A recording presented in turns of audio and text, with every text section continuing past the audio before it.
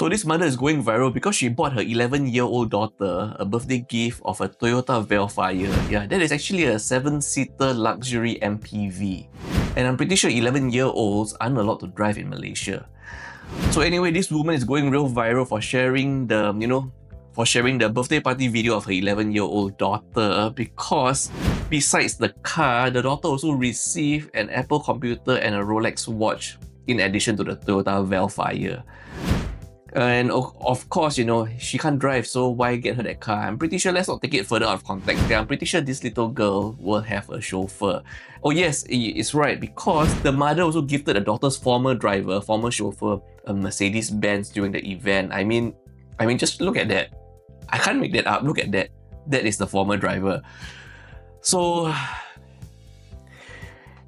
yeah, so who wants to be the new driver right now is everybody's question. But besides, the mother is kind of receiving a lot of backlash because she used a caption where she apologized for only being able to spend 1 million ringgit for her daughter's birthday party and gift.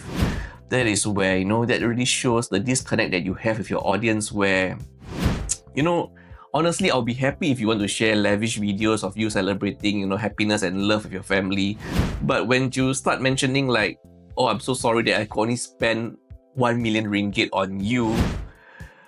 1 million ringgit is like 300,000 Singapore dollars. That just feels bad for the rest of us, I mean, maybe she's just not so aware that just that word only makes a lot of difference, in the context, It just shows how tone deaf and insensitive that could really sound to other people reading it.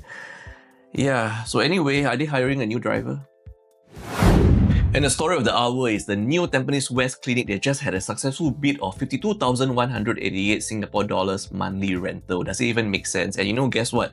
The successful bidder actually has 3 other clinics, but those 3 other clinics are only paying 7,000 to 10,000 Singapore dollars monthly rental per clinic. So why would they suddenly bid for a 4th clinic and paying up to 5x their rental at 52,000 plus? Does it even make sense?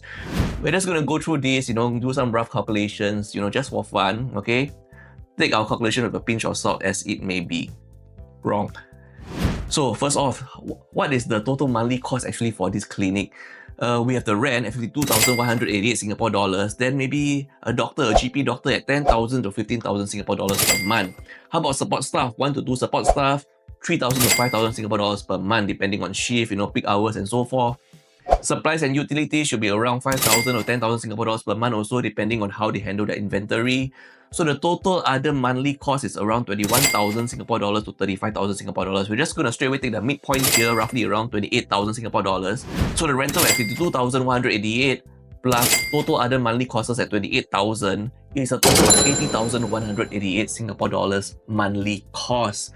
How are you going to cover that monthly cost? That looks really high, right? But you know what? Guess what? They also shared other details that the clinic is going to be open 11 hours a day, and the clinic will also be open on weekends and public holidays. So we have some figures to work with right here. And they also shared that consultation fee is around 30 to 35 Singapore dollars. You know what? We just take the high end of 35 Singapore dollars because they're already paying so much rent. And so we need to figure out what is the total revenue per patient on average. I'm going to just put the medication fee and miscellaneous fee at 15 Singapore dollars per patient. So per patient revenue would be consultation fee 35 Singapore dollars plus medication and miscellaneous fee at $15. So it's a total of 50 Singapore dollars revenue per patient. That would mean to cover all their total monthly costs, the clinic would need roughly around 54 patients a day. Is 54 patients a day a lot? Guess what? For a Heartlands clinic, right, with good population density, 50 patients a day is not difficult at all, really. So, and they have targets to reach 70 patients to 90 patients daily. If this is the target, so they already know the market. With this population density, 50 patients a day is not difficult. And they already mentioned once they reach a target of 70 patients to 90 patients daily, they will hire a second doctor. And rough estimation, 70 patients a day would net them 105,000 Singapore dollars monthly revenue. 90 patients a day would net them 135,000 Singapore dollars monthly revenue, which is already more than the total monthly cost. Even with 2 doctors, it is still more than the total monthly cost. So is it a good business decision? Yes, I mean, you can cover your total monthly cost with your revenue. So yes, it is possible. But people are thinking, why would they do that when they already have 3 other clinics only paying 7,000 or 10,000 Singapore dollars monthly rental?